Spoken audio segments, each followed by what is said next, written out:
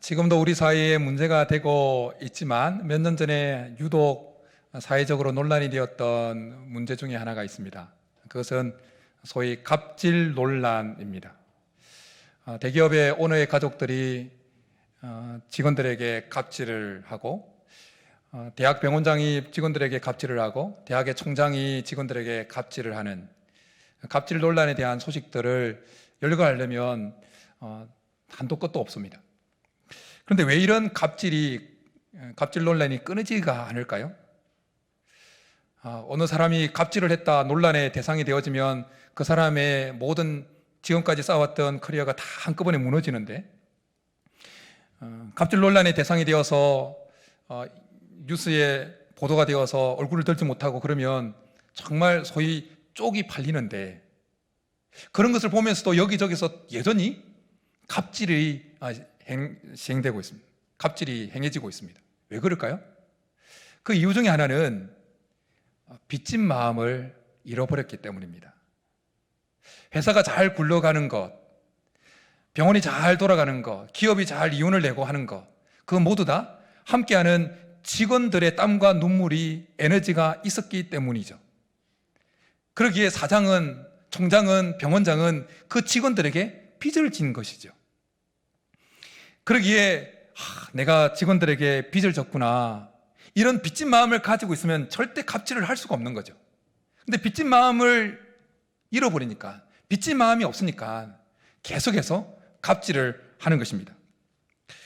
예수님께서 말씀하신 1만 달란트 빚진 자의 비유에 등장하는 그 1만 달란트를 탕감받았던 하인의 모습을 보십시오. 임금에게 1만 달란트를 탕감받습니다. 그런데 1만 달란트와는 비교도 될 수 없는 아주 찌꺼리만한 100데나리온을 빚진 자기 동료에게 정말 매몰차게 대합니다.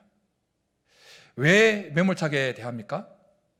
만약 1만 달란트 탕감받은 자가 임금에게 그 1만 달란트를 탕감받았지만 여전히 그 임금에 대해서 내가 빚을 졌구나, 이 빚진 마음을 계속 가지고 있었다면 그 1만 달란트와는 비교도 안 되는 100데나리온 자기에게 빚진 사람에 대해서 그렇게 매몰차게 대하지는 못했을 것입니다. 왜냐하면 나는 이 사람보다 더 큰 빚을 지고 있는데, 이런 마음이 있으니까 감히 자기 동료에게 그런 모질게 굴지는 못했을 것이다 라는 것입니다. 빚진 마음을 가지고 있느냐 없느냐에 따라서 그 사람의 삶의 모습과 행동과 언행이 달라집니다. 바울은 오늘 본문에서 빚진 마음에 대해서 고백을 합니다. 자기가 누구에게 빚지고 있다는 사실을 고백하고 있습니다. 여러분, 우리가 빚진 마음을 회복해야 할 대상이, 아주 중요한 대상이 두 곳 있습니다. 그것은 첫 번째는 하나님이고 두 번째는 옆에 있는 사람들입니다. 바울은 오늘 두 번째 옆에 있는 사람들에 대해서 빚진 마음을 고백하고 있습니다. 말씀을 두 부분으로 나눠서 나누게 될 텐데, 오늘 본문은 두 번째 부분을 다룰 때 함께 다루도록 하겠습니다. 우리가 먼저는 하나님께 대한 빚진 마음을 회복해야 되는 것입니다. 사실 우리는 하나님께 엄청난 빚을 지고 있는 사람들입니다. 우리는 감당할 수 없는 빚을 탕감받은 자들입니다. 앞서 언급했던 1만 달란트 탕감받은 자의 비유에 등장하는 그 탕감받은 하인이 곧 우리를 지칭하는 것입니다.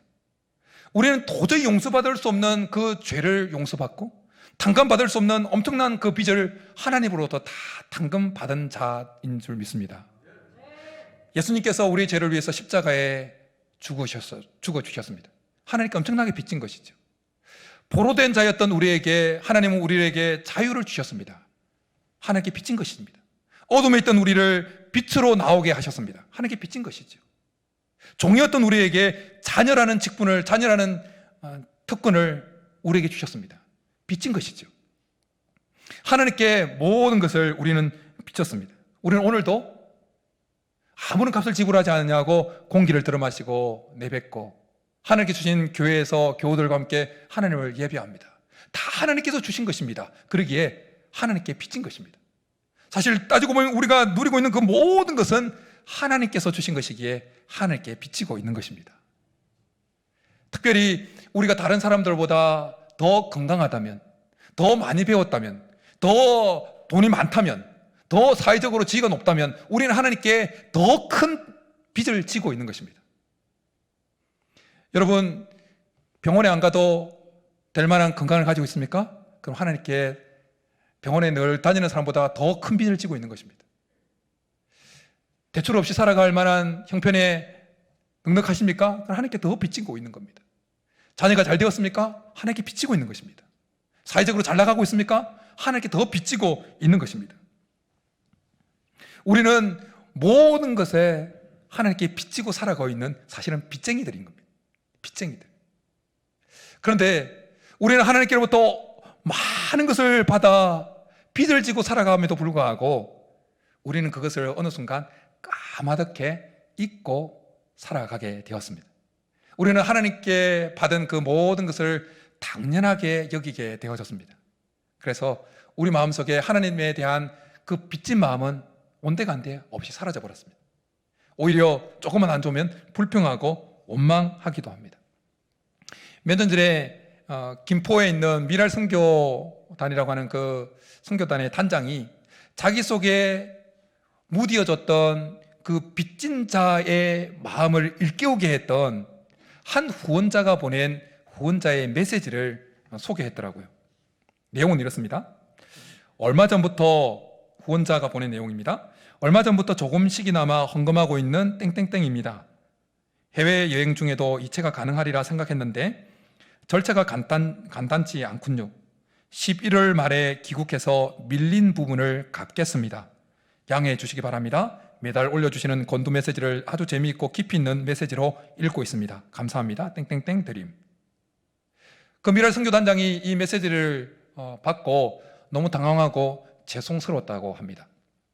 밀렸다, 갚겠다 이 말은 누가 하는 말입니까? 빚진 자들이 하는 말이죠. 채무자들이 하는 말이죠. 그런데 후원자가 채무자입니까? 빚진 자입니까? 아니잖아요.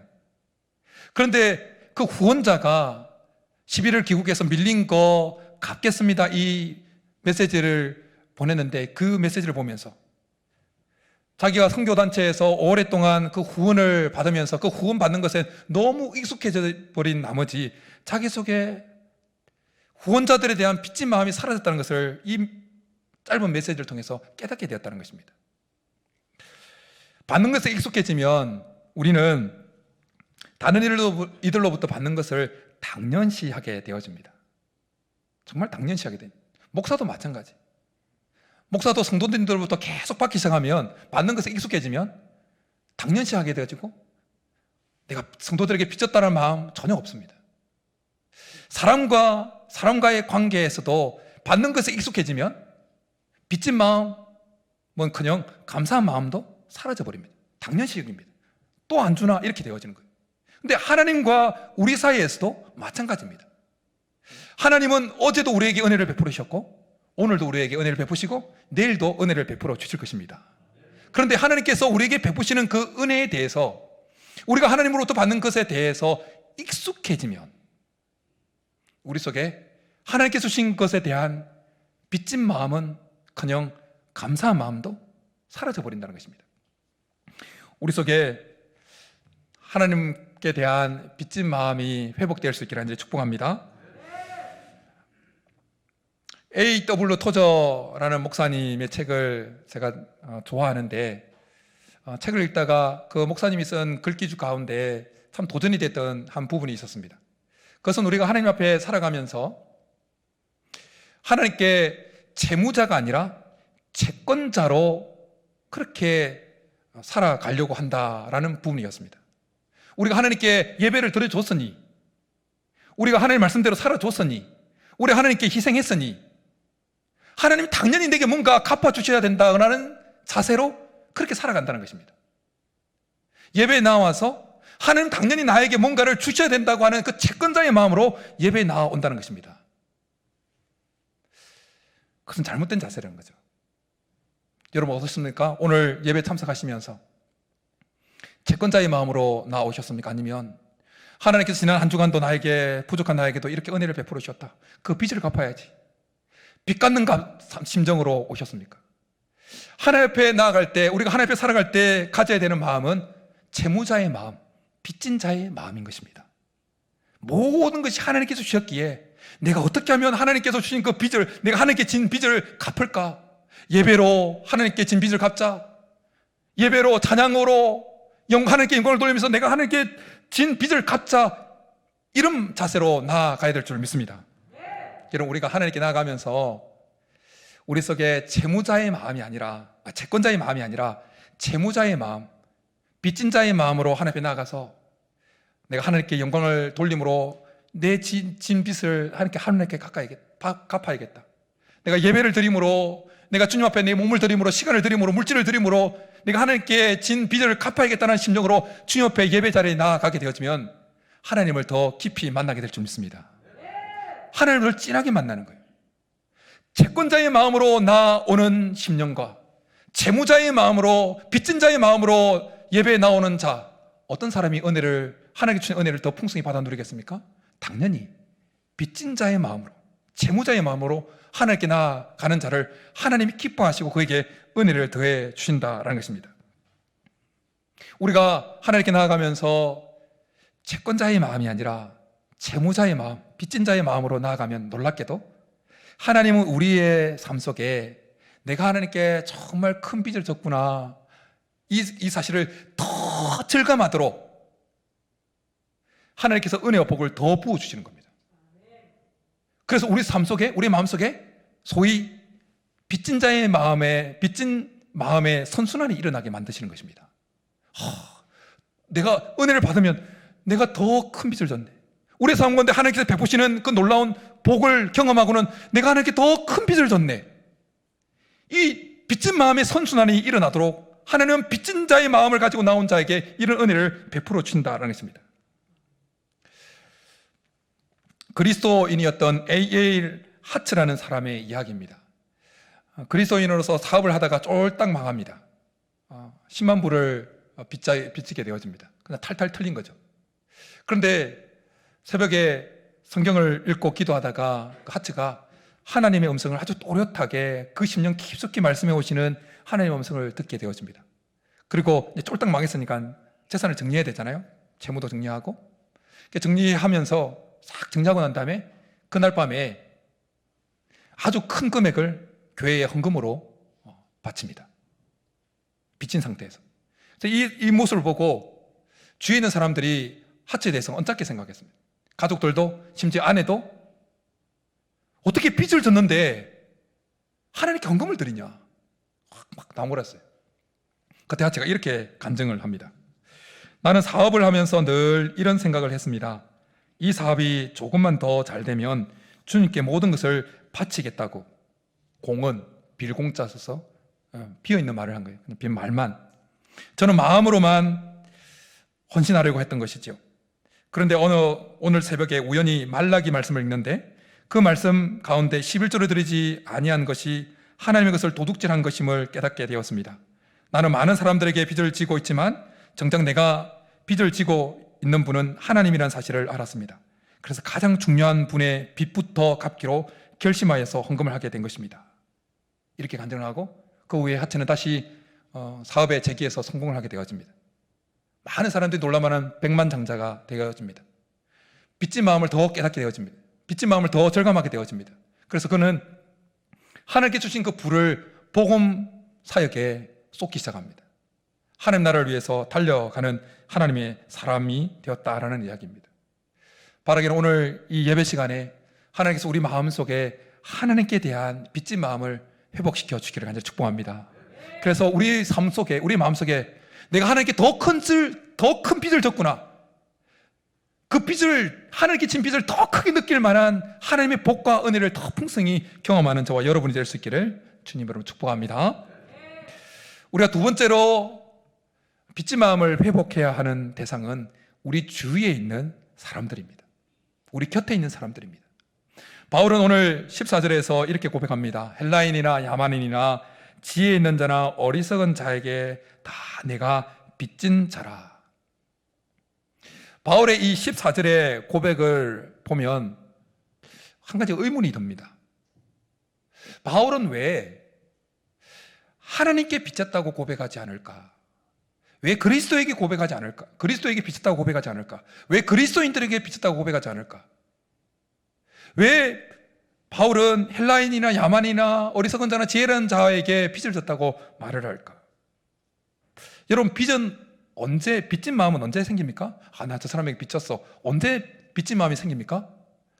어떤 사람에게 큰 은혜를, 갚을 수 없는 큰 은혜를 입었거나, 혹은 어떤 사람에 대해서 정말 갚을 수 없는 큰 피해를 입혔거나, 둘 중에 하나일 때 우리 마음에 누군가에 대한 빚진 마음이 일어납니다. 그런 의미에서 보면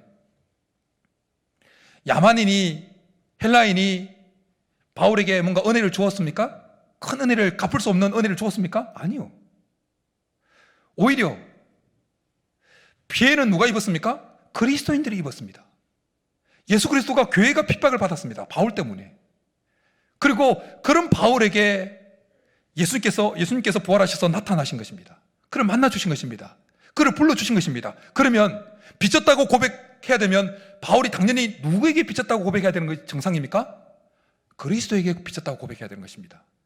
하나님께 빚졌다고 고백해야 되고, 내가 교회에 빚졌고 그리스도인들에게 빚졌다고 고백해야 되는 것이 정상적인 고백이라는 것입니다. 그런데 왜 바울은 그리스도에게, 하나님에게, 그리스도인에게 빚졌다고 고백하지 아니하고 헬라인에게, 야만인에게, 어리석은 자에게, 지혜로운 자에게 빚졌다고 고백하고 있느냐라는 것입니다. 그 이유는 바울이 이방인들이 있었기 때문에 자기가 하나님께 부름을 받았다고 생각했기 때문이었습니다. 헬라인들이 있었기 때문에, 야만인들이 있었기 때문에, 그래서 그들에게 복음을 전하게 하기 위해서 예수님께서, 부활하신 예수님께서 그에게 나타나셨다고 생각한 것입니다. 만약 이방인들이 없었다면 교회를 박해하는 바울에게 예수님은 나타나지 않으셨을 것이라고 바울은 생각한 것입니다. 그러기에, 그들이 있었기에, 이방인들이 있었기에 자기도 있게 된 것이라 생각하니까 그들에 대해서, 이방인들에 대해서, 헬라와 야만인들에 대해서 빚졌다고 생각할 수밖에 없었다는 것입니다. 바울이 다메섹 도상에서 부활하신 예수님을 만났을 때 예수님께서 아나니아를 찾아가셔서 바울에 대해서 아나니아에게 이렇게 말씀합니다. 가라, 이 사람은 내 이름을 이방인과 임금들과 이스라엘 자손들에게 전하기 위하여 택한 나의 그릇이라. 아나니아가 안수를 나중에 하잖아요. 안수하면서 이 말도 해줬겠죠. 그리고 바울은 나중에 예루살렘 성전에서 혼자 기도할 때 부활하신 예수님이 나타나셔서 또다시 바울에게 이렇게 말씀해 줍니다. 떠나가라, 내가 너를 멀리 이방인에게로 보내리라. 바울은 아무리 생각해도 교회를 박해하고 바나바를 죽이고 그리스도인들을 박해하고 교회를 잔멸하려고 하는 자기에게 예수 그리스도가 나타난 이 이유는 다른 것에 있지 아니하고 자기가 잘났어도 아니고 이방인들이 있었기 때문이구나. 이방인들이 있었기 때문이구나. 이방인들이 없었다면 자기는 결코 있을 수가 없구나. 그걸 생각하고 이방인들에 대해서 빚진 마음을 가졌던 것입니다. 그래서 이 빚진 마음을 에베소서 3장에서는 한 번 더 이렇게 고백합니다. 너희를 위하여 내게 주신 하나님의 은혜의 경륜을 너희가 들었을 터이나. 이방인 니네들 때문에 하나님께서 내게 은혜를 베풀어 주셨다. 이렇게 고백하고 있는 것입니다. 또 이렇게 고백합니다. 모든 성도 중에서 지극히 작은 자보다 더 작은 나에게 은혜를 주신 것은 측량할 수 없는 그리스도의 풍성함을 이방인에게 전하게 하시고, 이방인들이 없었다면 자신도 없었다고 지금 고백하고 있는 것입니다. 송구영신 예배 때 드렸던 그 남아프리카 공화국의 그 한 부족민들이 한다고 하는 그 우분투라고 하는 말, 당신이 있으므로 내가 있습니다 라고 하는 이 우분투의 고백을 지금 바울이 하고 있는 것입니다. 이방인 당신들이 있기 때문에 내가 여기 있는 것입니다. 이방인 당신들이 있었기 때문에 내가 예수 그리스도로부터 부름을 받고 구원받고 내가 일꾼이 된 것입니다. 이렇게 고백하고 있는 것입니다. 여러분, 하나님께서 왜 부족한 저를 예수 믿게 하시고 훈련시키셔서 목사로 세우셨겠습니까? 여러분들이 계시기 때문이에요. 안 믿으시는군요. 여러분들이 계시기 때문에. 그러기에 저는 여러분들에게 빚진 자인 것입니다. 여러분들이 안 계셨으면 하나님은 저를 목사로 안 부르셨을 거예요. 제가 여러분들에게 빚을 갚는 방법은 열심히 말씀을 전가하고 여러분들 기도하고 피를 토하면서 설교를 전하는 거예요. 안 믿어주시는군요. 빚진 자인 거예요.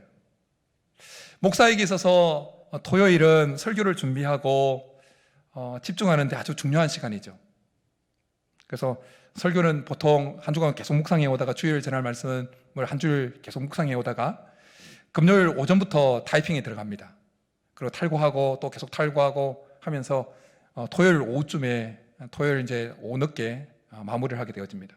타이핑 점 하나까지 다 타이핑을 칩니다. 그리고 올라섰을 때는 마치 설교문을 작성하지 않은 것처럼 성경을 의지해서 전하려고 하지요. 그런데 토요일 새벽 설교하기 위해서 일어나서 이제 핸드폰을 시간을 확인했는데 문자가 하나 와 있었어요. 장창주 집사님의 문자였어요. 목사님, 그 문자가 금요일 밤 10시 한 50분경쯤에 전화가 온 거예요. 문자가 온 겁니다. 목사님 통화 가능하십니까? 근데 제가 새벽 기도 때문에 일찍 잠들었기 때문에 새벽 기도 마치고 토요일 7시에 전화를 했습니다. 아버지께서 소천했다는 이야기를 하셨어요. 순간 삑 도는 겁니다. 제가 왜 들었을까요? 설교 준비해야 되는데 전라도 광주까지 가면 어떻게 되지? 이렇게 설교 준비가 안 됐잖아요. 그럼 여러분 이제 공 치르는 거잖아요. 그래서 근데 장창주 집사님도 목사가 토요일 날 가장 많은 설교를 준비해야 되고 가장 바쁘다는 것을 알았기 때문에 그렇게 말씀하셨어요. 목사님, 토요일이니까 기도만 해주셔도 괜찮습니다. 그래서 제가 정 안 되면 제가 부격자들 같이 보내서 같이 위로하도록 하겠습니다 하고 제가 전화상으로 기도를 해드렸습니다. 전화를 끊고 있는데 제 마음에 이놈아 빚 갚으러 가야지 이런 마음이 드는 거예요. 네가 빚진 자인데 빚 갚으러 가야지. 네가 설교를 준비하는 이유가 뭐야? 성도들에게 빚을 갚으려고 하는 거 아니냐? 네가 설교를 그렇게 잘 준비하려고 하는 이유가 뭐냐? 성도들에게 빚을 갚으려고 하는 건데 지금 빚을 갚을 수 있는 제로의 찬소를 네가 어떻게 날려? 빚 갚으러 빨리 가. 그래서 제가 문자를 보냈어요. 오후 1시 반에 출발해서 빚 갚으러 가겠습니다. 말은 안 하고 찾아뵙겠습니다. 이렇게 했어요. 그래서 어제 빚 갚고 밤 10시에 돌아왔어요. 설교 그래도 엉성하지는 않죠? 하나님이 빚 갚겠다고 생각하면 하나님 또 영감을 팍팍 주세요. 하루 걸려서 설교 준비할 거예요. 하나님이 영감을 주시면 1시간 만에 설교 간단히 준비해버리는 거예요. 여러분, 하나님께서 왜 우리를 그리스도 예수를 믿게 하시고 우리를 소사자의 교회 일원이 되게 하시고 우리를 부르시고 장로로, 권사로, 집사로, 목자로, 교사로 세우셨습니까? 옆 사람 때문이에요. 옆에 사람 때문에 우리를 그리스도인 되게 하시고 교회의 일원 되게 하신 것입니다. 그러기에 우리는 옆 사람에게 빚진 자인 것입니다. 우리가 다른 사람에 대해서 나는 전혀 빚진 것이 없다고 생각할 수도 있습니다. 그러나 우리는 서로에 대해서 사랑에 빚진 자인 것입니다. 예수님은 우리에게 이렇게 말씀하십니다.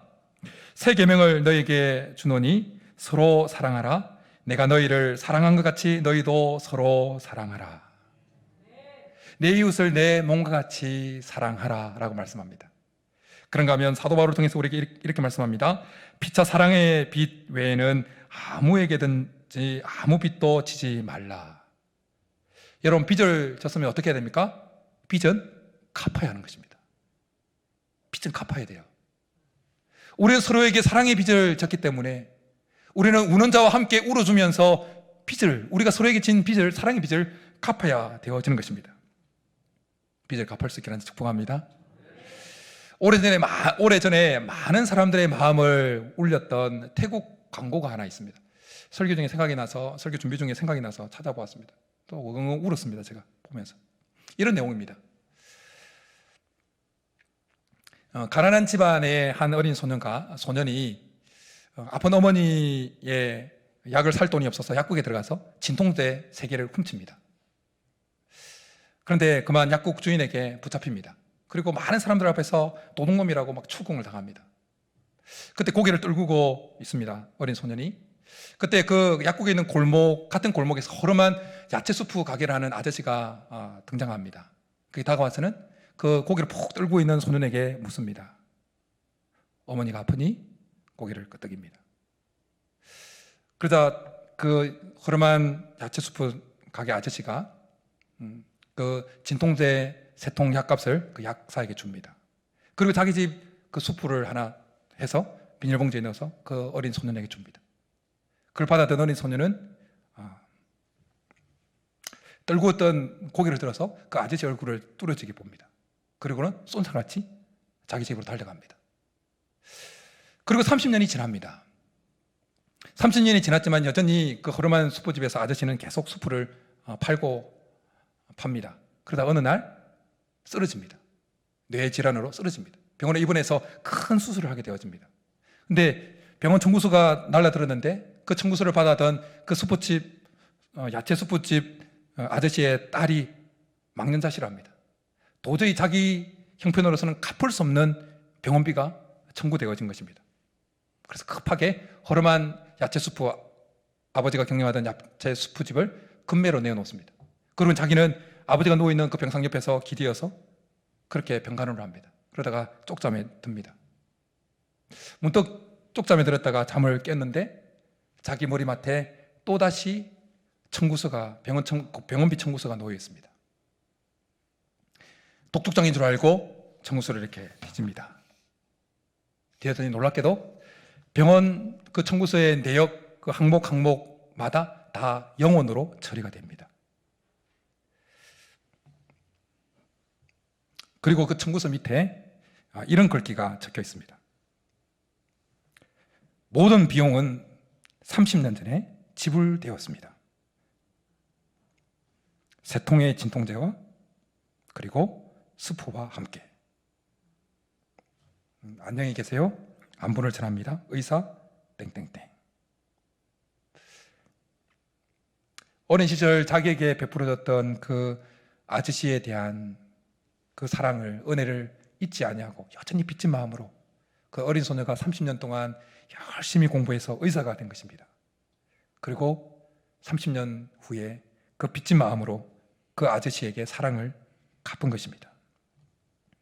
여러분, 우리가 빚진 마음을 소유할 때 우리는 어떤 사람에 대해서 결코 주장하는 자세로 나아갈 수가 없습니다. 오히려 섬기는 자세가 되어진 것입니다.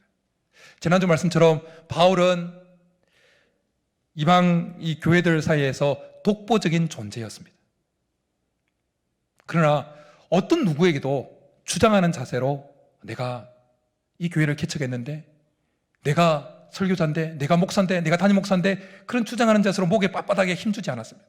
바울은 언제나 섬기는 자로 나갔습니다. 그렇게 할 수 있던 비결 중에 하나는 오늘 고백처럼 자기는 늘 빚진 자, 이방인들에게 빚진 자라는 마음을 늘 소유하고 있었기 때문이었다라는 것입니다. 여러분, 우리가 먹고 마시는 이 모든 것을 한번 생각해 보십시오. 사실은 다 다른 사람들의 땀과 눈물과 그 수고와 헌신으로 우리에게 올라온 것입니다. 우리 식탁에 올라온 것, 우리가 입고 있는 것, 우리가 누리고 있는 것, 내 돈 주고 내가 사서 입는다, 내 돈 주고 내가 사서 먹는다, 그렇게 생각할 수도 있겠지요. 그러나 그렇게 하는 것보다 내가 모든 것을 내가 다른 사람들에게 빚졌다고 빚진 마음을 가지고 생활할 때 우리의 영혼이 촉촉해지는 것입니다. 우리의 삶이 풍성해지는 것입니다. 가정 안에서 남편은 아내에 대해서 빚진 마음을 가지고 있고, 남편은 아내에 대해서, 아내는 남편에 대해서 서로의 빚진 마음을 가지고 있을 때, 그래서 그 빚진 마음을 서로에게 진 빚을 갚고자 사랑의 자리로 나가서 섬김의 자리로 나아가면 그 가정이 천국이 되어지는 것입니다. 저는 우리 소사제일교회에 속해 있는 우리 성도님들의 가정이 그렇게 될 수 있기를 축복합니다. 교회 안에서 목사는 성도에게 빚진 마음을 가지고, 성도는 목사와 다른 성도들에게 빚진 마음을 가지고 서로 섬기고자 사랑의 자리로, 섬김의 자리로 나갈 때 우리 교회는 천국이 될 줄 믿습니다. 바라기는 우리 모두의 마음속에 하나님을 향해서나 서로를 향해서, 옆에 있는 사람을 향해서 빚진 마음을 회복할 수 있기를 축복합니다. 그래서 하나님께서 우리 마음에, 우리 삶에, 내가 하나님께 더 많은 빚을 졌구나, 그 빚진 마음에 선순환이 일어나도록 베푸시는 그 은혜와 복을 더 풍성히 받아 누릴 수 있기를 축복합니다. 뿐만 아니라 우리 교회와 우리의 가정들이 2022년도 천국으로 바뀌는 것을 경험하는 저와 여러분이 될 수 있기를 주님 여러분 축복합니다. 이제 우리 말씀 생각하면서 하나님의 은혜 우리 함께 찬양하고 기도하며 나가겠습니다.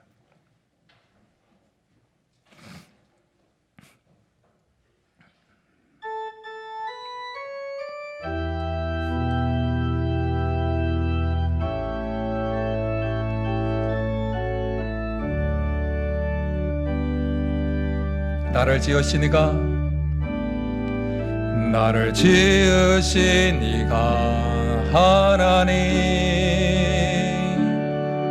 나를 부르신 이가 하나님, 나를 보내 하나님, 나의 나 된 것은 다 하나님 은혜라.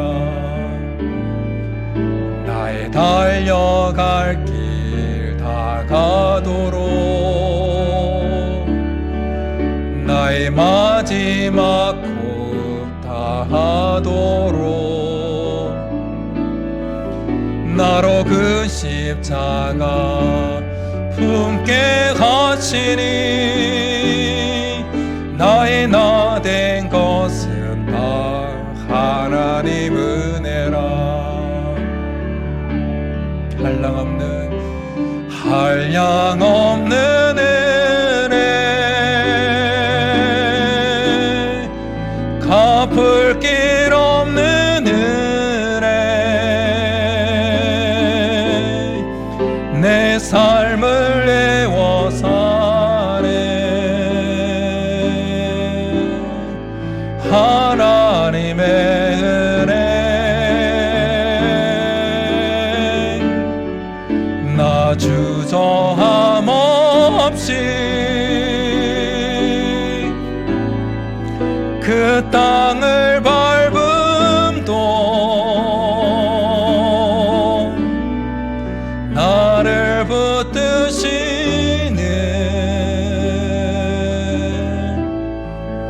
하나님의 우리 한 번 더 고백하겠습니다. 나를 지으신 이가 하나님, 나를 지으신 이가 하나님, 나를 부르신 이가 하나님, 나를 보내신 이도 하나님, 나의 나 된 것은 다 하나님 은혜라.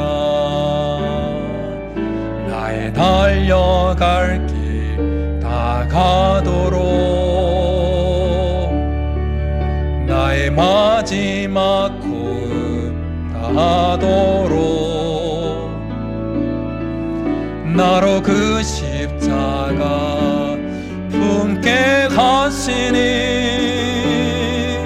나의 나 된 것은 다 하나님 은혜라. 한량없는 은혜, 갚을 길 없는 은혜, 내 삶을 애워 사네. 하나님의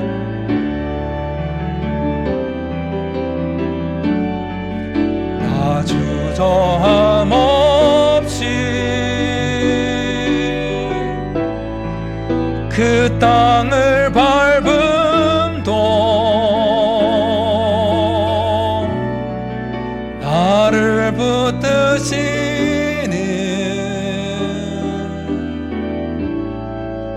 하나님의 은혜.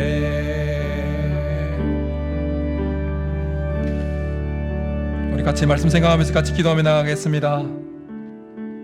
모든 것이 하나님께서 주였습니다 고백하면서, 그럼에도 불구하고 하나님께서 주신 것을 받는 것에 너무 익숙해져서 우리 속에 빚진 마음을 잃어버렸던 부분, 하나님 우리 속에 빚진 마음을 회복시켜 달라고, 우리 옆에 있는 사람에 대한 빚진 마음을 회복시켜 달라고, 아내에 대해서 빚진 마음을 회복시켜 주시고, 남편에 대해서 빚진 마음을 회복시켜 주시고, 다른 성도들에 대한 빚진 마음을 회복시켜 주셔서 빚진 마음이 더 크게 느껴지게 만드시는 하나님의 은혜와 복을 더 많이 누릴 뿐만 아니라 서로에게 빚진 마음을 가지고 그 빚을 갚으려고 섬김의 자리로 나아가므로 우리 가정들이 천국이 되고 우리 교회가 천국이 되는 것을 경험하게 도와달라고 우리 주여 한번 부르고 말씀 생각하면서 기도하며 나가겠습니다. 주여, 살아계신 하나님 아버지, 우리 속에 빚진 마음을 회복시켜 주옵소서. 얼마나 큰 것을 받아 누리고 얼마나 많은 것을 받아 누렸는지 하나님, 우리 속에 하나님께 빚진 마음을 회복시켜 주옵소서. 당연시 여기는 마음을 제하여 주시고 익숙해진 마음을 하나님 낯설게 만들어 주옵소서. 하나님께 받은 것에 대해서 낯설게 느껴져서 우리 속에 하나님께 빚진 마음을 가지고 하나님에 대한 빚진 마음을 가지고 더 빚지게 빚진 마음을 느끼게 만드는 하나님의 은혜와 복을 누릴 수 있도록 역사하여 주옵소서. 하나님, 서로에 대해서 빚진 마음을 가질 수 있도록 회복시켜 주옵소서. 남편에 대한 빚진 마음을 회복시켜 주시고 아내에 대한 빚진 마음을 회복시켜 주시고 서로에 대한 빚진 마음을 회복시켜 주셔서 하나님, 우리가 서로에게 진 빚을, 사랑의 빚을 갚고자 그 섬김의 자리로, 사랑의 자리로 나아감으로 하나님, 우리의 가정들이 천국이 되게 하여 주시고 우리의 교회가 천국이 되게 해주소서. 준 역사하여 주옵소서.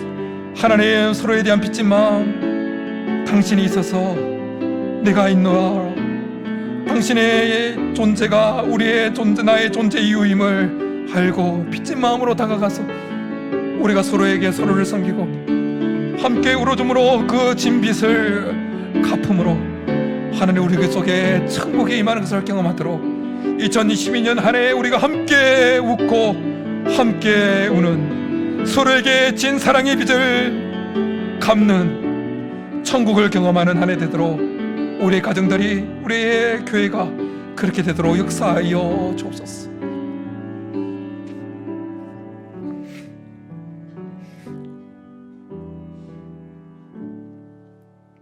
살아계신 하나님, 우리의 마음속에 하나님께 대한 빚진 마음을 회복시켜 주옵소서. 모든 것이 하나님께서 주셨음에도 불구하고 너무나 받는 것을 당연시 해버렸기에 하나님께서 주신 것에 너무 익숙해진 나머지 빚진 마음은커녕 감사한 마음까지도 사라져버린 우리의 실상을 주님 불쌍히 여겨주시고 다시금 우리 속에 빚진 마음을 회복시켜 주셔서 빚진 마음을 가지고 하나님 앞에 나아갈 수 있게 도와주옵소서. 그래서 우리 속에 더 큰 하나님께 빚졌다는 마음이 일어나도록 만드시는 그 빚진 마음의 선순환을 일으키는 하나님께서 주시는 그 복과 은혜를 더 받아 누리는, 풍성히 받아 누리는 우리 모두가 되게 도와주옵소서. 뿐만 아니라 우리가 서로에 대해서, 남편에 대한 빚진 마음, 아내에 대해서 빚진 마음, 다른 성도들에 대한 빚진 마음이 우리 속에 회복되어져서 우리가 사랑의 빚을 갚기 위해서 섬김의 자리로 서로 나아가므로 우리 가정들이 천국이 되게 하시고 우리 교회가 천국이 되도록 역사하여 주옵소서. 그렇게 주실 줄 믿고 감사를 드리며 예수님의 이름으로 축복하며 기도드립니다. 아멘.